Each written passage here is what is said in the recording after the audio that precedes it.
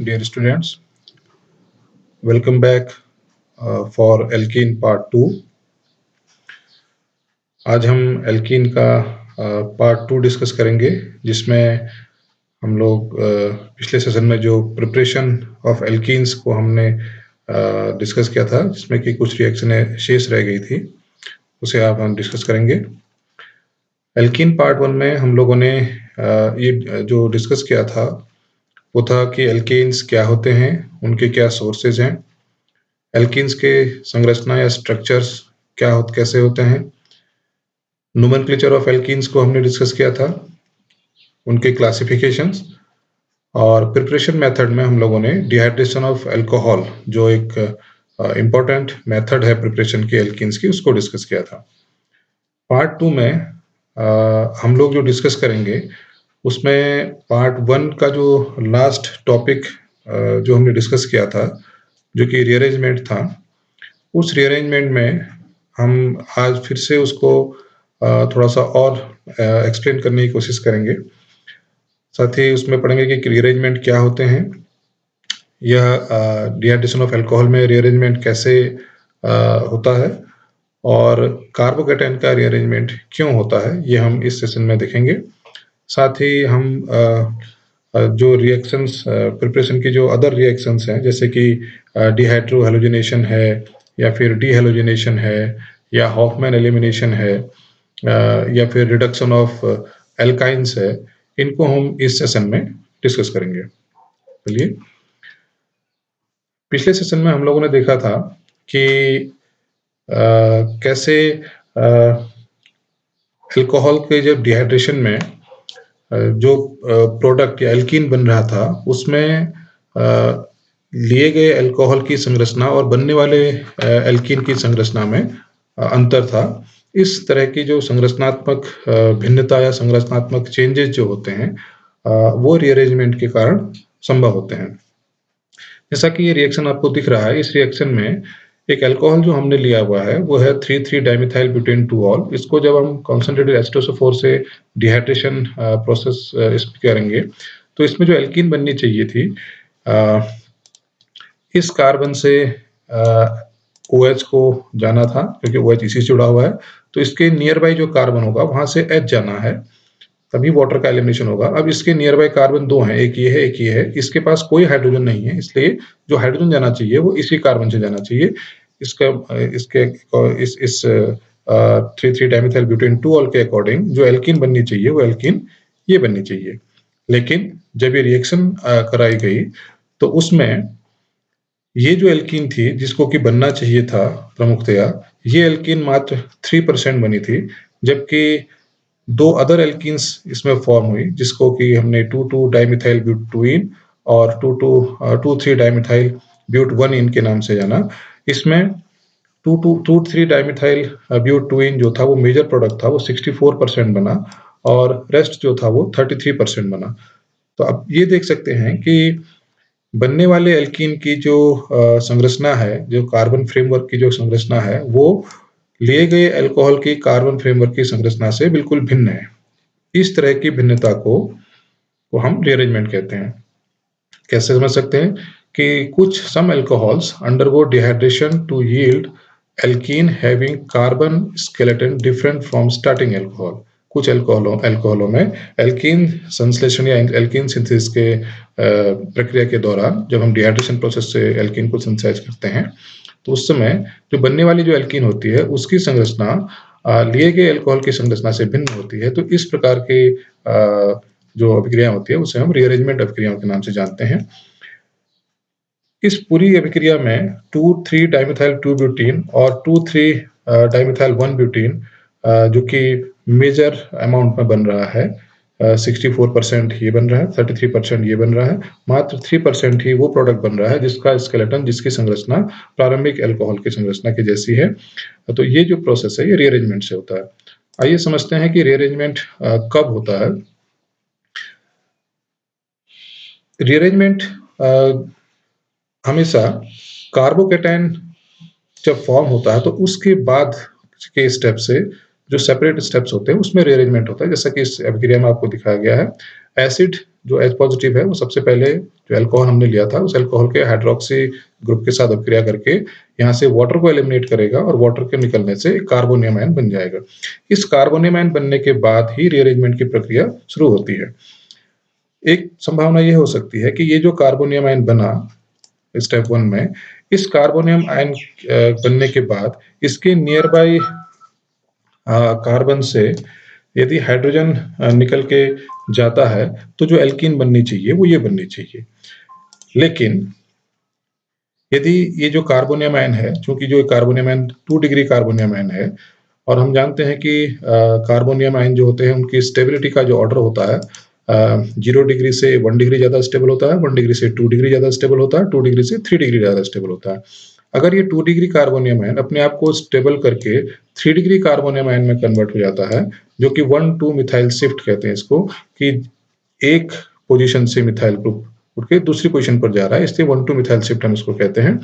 इस शिफ्टिंग के बाद जो कार्बोनियम आयन बना वो ज़्यादा स्टेबल कार्बोनियम आयन बनता है। 3 डिग्री जो कार्बोनियम आयन होता है वो ज़्यादा स्टेबल होता है। इसलिए अब ये 3 डिग्री कार्बोनियम आयन हाइड्रोजन को एलिमिनेट करके या तो इस एल्कीन को परफॉर्म कर सकता है और या इस एल्कीन को।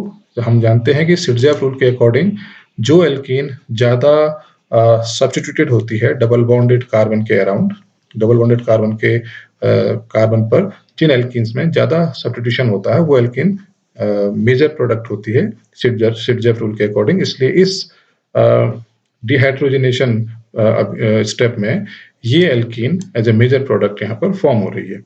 इस प्रकार रीअरेंजमेंट से अलग-अलग प्रोडक्ट संभव हो सकते हैं। अगली रिएक्शन जो इसकी प्रिपरेशन की है वो है डिहाइड्रो हेलोजिनेशन। डिहाइड्रो हेलोजिनेशन में ऑफ एल्किल हैलाइड में एल्किल हैलाइड से हाइड्रोजन और हेलोजन जो एटम्स हैं उनका एलिमिनेशन होता है। इस डिहाइड्रो हेलोजिनेशन क्रिया को करने के लिए हमें किसी बेस की आवश्यकता पड़ती है और उस बेस को हम एल्कोहलिक मीडियम में, यानी कि जो सॉल्वेंट वहां पर होगा, विलायक होगा, वो एल्कोहल होना चाहिए। तो इसके प्रेजेंस में जब हम रिएक्शन कराते हैं किसी एल्काइल हैलाइड की, तब हमें यहाँ पर एल्कीन प्राप्त होते हैं। जैसे उदाहरण दिखाया गया है, हमारे पास 1 क्लोरो प्रोपेन है। 1 क्लोरोप्रोपेन की रिएक्शन हमने NaOH या KOH के साथ अल्कोहल की उपस्थिति, अल्कोहल की मीडियम में जब कराई तो हमें प्रोपेन मिला। सिमिलरली 2 क्लोरो 2 मिथिल प्रोपेन हमने लिया। इसकी रिएक्शन अगर हम अल्कोहलिक NaOH या अल्कोहलिक KOH से कराएंगे तो हमें यहाँ पर संबंधित जो एल्कीन है वो प्राप्त होती है। जैसा कि हमने डिहाइड्रेशन ऑफ अल्कोहल में देखा था कि यदि किसी एक दिए गए रिएक्टेंट से, जैसे कि वहां पर हमने अल्कोहल लिया था, यहाँ पर हम एल्किल हैलाइड ले रहे हैं, यदि संभावना है कि 2 या 2 से अधिक एल्कीन बन सकती हैं, तो इस केस में वही एल्कीन ज़्यादा मात्रा में बनेगी जो कि सिरजेफ रूल को करस्पॉन्ड करेगी। मतलब कि डबल बॉन्ड जो कार्बन है, डबल बॉन्डेड जो कार्बन है, जिन डबल बॉन्डेड कार्बन के चारों ओर ज़्यादा सब्स्टिट्यूशन होगा वही एल्कीन ज़्यादा अमाउंट में बनेगी, वही alkene as a major product बनेगी। तो इससे हम कहते हैं regioselectivity of dehydrohalogenation, मतलब कि स्थान चयनात्मकता। ये दोनों एक दूसरे के पोजिशनल आइसोमर हैं और पोजीशन आइसोमर में यहाँ पर जो डबल बॉन्ड की स्थिति है वो कार्बन 1 पर है और यहाँ पर जो डबल बॉन्ड की स्थिति है कार्बन 2 पर है। इसलिए ये 1 ब्यूटीन का ब्यूटीन आइसोमर है, ये 2 ब्यूटीन आइसोमर है। तो इस तरह से डबल बॉन्ड की पोजीशन चेंज है। जब किसी फंक्शनल ग्रुप की पोजीशन चेंज होती है तो इसको हम रेडियो सेलेक्टिविटी कहते हैं। इस अभिक्रिया में हेलोजन जो हमारे पास है, हेलोजन जिस कार्बन से जुड़ा हुआ उस कार्बन को हम अल्फा कार्बन कहते हैं और इसके नियर बाय कार्बन जो तीनों कार्बन हैं इनको हम बीटा कार्बन कहते हैं। तो इस अभिक्रिया को हम बीटा एलिमिनेशन भी कहते हैं, मतलब कि बीटा कार्बन से हाइड्रोजन जो है वो निकल के जा रहा है, इसे बीटा एलिमिनेशन भी कहा जाता है। इसकी मैकेनिज्म देखते हैं। इसकी मैकेनिज्म में जैसा कि आपको दिख रहा है कि हमने NaOH के साथ अल्कोहल को लिया हुआ है। चूंकि NaOH भी अपने आप में बेसिक कंपाउंड है, बेसिक नेचर का होता है, लेकिन NaOH इतना ज़्यादा बेसिक नहीं होता है कि वो एक कम एसिडिक एल्काइल हैलाइड से प्रोटॉन को निकाल के ले जाए, इसलिए हम उस NaOH की बेसिसिटी को, उस हाइड्रोक्साइड आयन की बेसिसिटी को बढ़ाने के लिए हम उसकी रिएक्शन जो है ROH से कराते हैं। तो हमें यहाँ पर सोडियम एल्कोक्साइड मिलता है, जो सोडियम एल्कोक्साइड बहुत ज़्यादा बेसिक होता है, इसलिए ये सोडियम एल्कोक्साइड का RO यानी कि एल्कोक्साइड पार्ट बेसिक कंपोनेंट है। ये बेस प्रोटॉन को लेके जाता है और प्रोटॉन को जैसे ही प्रोटॉन के अप्रोच करता है, वैसे ही प्रोटॉन का जो CH बॉन्ड है, ये CH बॉन्ड शिफ्ट होता है कार्बन कार्बन के बीच में और हैलोजन निकल के जाता है। यह अभिक्रिया एक ट्रांजिशन स्टेट से पास होती है। ट्रांजिशन स्टेट वो स्टेट होती है जहां पर बॉन्ड नए बनने वाले बॉन्ड फॉर्मेशन का रेट और बॉन्ड ब्रेकिंग यानी कि टूटने वाले बॉन्ड की जो दर होती है, जो रेट होता है, वो एक जैसा होता है। मतलब कि ये सारे बॉन्ड, ये सारी प्रोसेस जो होती है वो एक साथ चलने वाली प्रोसेस है और इस प्रोसेस के बाद जो प्रोडक्ट बनता है वो हमें एल्कीन प्राप्त होती है। रेट की बात करते हैं तो जो केमिकल काइनेटिक्स की अगर हम इसकी स्टडी करेंगे, काइनेटिक स्टडी इस रिएक्शन की जाती है, तो उसके अकॉर्डिंग ये रिएक्शन सेकेंड ऑर्डर की हमको मिलती है। मतलब कि इस रिएक्शन का रेट एल्किल हैलाइड के रेट पर भी डिपेंड करता है जिसका ऑर्डर 1 होता है और बेस पर भी डिपेंड करता है जिसके के रिस्पेक्ट में ऑर्डर 1 होता है।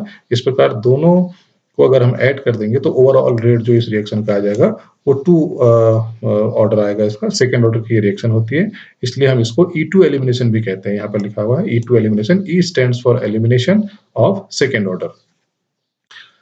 एल्किल हैलाइड जो कि हम ले रहे हैं, तो एल्किल हैलाइड में जो डिहाइड्रो हैलोजनेशन की जो दर है, जो रेट है, वो इस क्रम में बढ़ता है, यानी कि RI एल्काइल आयोडाइड का एलिमिनेशन सबसे फास्ट होगा, उससे कम एल्काइल ब्रोमाइड का, एल्काइल क्लोराइड और एल्काइल फ्लोराइड का।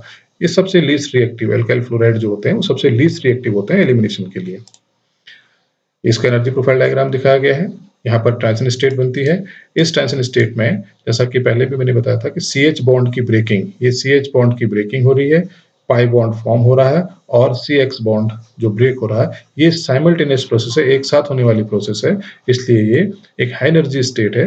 ये यहाँ इस पॉइंट पर फॉर्म होती है, जो कि जिसे हम एक्टिवेशन एनर्जी पॉइंट भी कहते हैं और ये थ्रेशोल्ड एनर्जी पॉइंट भी होता है और यहाँ पर जो कॉम्प्लेक्स बनता है उसे हम एक्टिवेटेड कॉम्प्लेक्स भी कहते हैं। कुछ अदर इसकी रिएक्शंस हैं, जैसे कि एल्कीन की सिंथेसिस डिहैलोजिनेशन से जो विसिनल डायहैलाइड्स होते हैं, विसिनल का मतलब होता है कि एक जो हैलोजन है वो एडजेसेंट कार्बन एटम्स पर, एक दूसरे से परस्पर लगे हुए जो कार्बन होते हैं उन पर जब 2 हैलोजन एटम जुड़े होते हैं तो उसे विसिनल डायहैलाइड्स कहते हैं। विसिनल डायहैलाइड्स को जब हम जिंक के साथ एसिटिक एसिड और अल्कोहल के मीडियम में रिएक्शन कराते हैं तो यहाँ पर डिहैलोजिनेशन होकर एल्कीन प्राप्त होती है। सिमिलरली जेमिनल डायहैलाइड्स होते हैं जब एक ही कार्बन पर 2 हैलोजन एटम्स होंगे, तो इस केस में यहाँ पर हायर एल्कीन्स बनती हैं, यानी कि 2 मोल्स ऑफ दिस डायहैलाइड इसके साथ रिएक्शन करेंगे और 2 मोल्स ऑफ जिंक के साथ, और आप यहाँ पर 2 मोल्स ऑफ ZnCl2 आएगा और हमें एक एल्कीन प्राप्त होता है। सिमिलरली इस रिएक्शन को हम जिंक के अलावा सोडियम मेटल के प्रेजेंस में भी परफॉर्म करा सकते हैं और यहाँ पर भी हमें सेम एल्कीन प्राप्त होती है। इसकी अगली रिएक्शन है, आपने एल्कीन की सिंथेसिस में कोल्बे इलेक्ट्रोलिसिस पढ़ा था, उसी तरह से हम एल्कीन को भी कोल्बे इलेक्ट्रोलिसिस मेथड से सिंथेसाइज कर सकते हैं। यहाँ पर 1,2 डाइकार्बोक्सिलिक एसिड, ये 1 मान लीजिए, इसको 2 मान लेते हैं। 1,2 डाइकार्बोक्सिलिक एसिड के सोडियम सॉल्ट को जब आप वैद्युत अपघटन करते हैं, उसका इलेक्ट्रोलिसिस करते हैं, तो हमें करस्पॉन्डिंग इथीन प्राप्त होती है। एनोड पर मैकेनिज्म इसकी देखते हैं।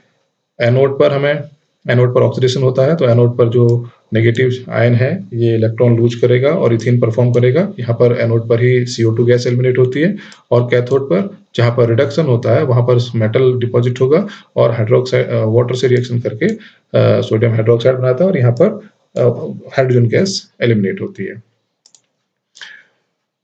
अगली इसकी अभिक्रिया है प्रिपरेशन की, कि हमारे पास जो भी एल्काइंस होते हैं उन एल्काइंस के पार्शियल, मतलब कि एल्काइंस को पूरी तरह से रिड्यूस नहीं करना है, पूरी तरह से उसका अपघटन नहीं करना है, पार्शियल अपघटन से हम एल्कीन्स को प्राप्त कर सकते हैं।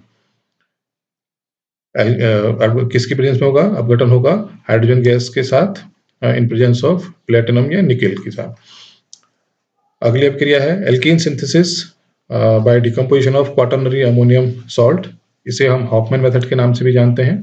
क्वाटरनरी अमोनियम सॉल्ट का मतलब होता है कि जब हमारे पास कोई एल्काइल एमीन है, इस एल्काइल एमीन की अभिक्रिया अगर हम CH3 आयोडाइड एल्काइल आयोडाइड के साथ कराते हैं, यहाँ पर हमें सॉल्ट प्राप्त होता है। इसे क्वाटरनरी अमोनियम। आप देख सकते हैं कि ये जो नाइट्रोजन है, इस नाइट्रोजन के पास 3 तो हमारे पास ये मिथाइल ग्रुप है और एक ये इससे जुड़ा हुआ है। इसका मतलब इसके पास 4 बॉन्ड हैं और जब 4 बॉन्ड किसी नाइट्रोजन के साथ होते हैं तो उसे हम अमोनियम कहते हैं। अब अमोनियम ये आयोडाइड क्वाटरनरी है। क्वाटरनरी का मतलब 4। क्वाटरनरी अमोनियम सॉल्ट, इसको सिल्वर ऑक्साइड के प्रेजेंस जब हीट करते हैं तो हमें यहाँ पर एल्कीन होती है, एल्कीन प्राप्त होती है।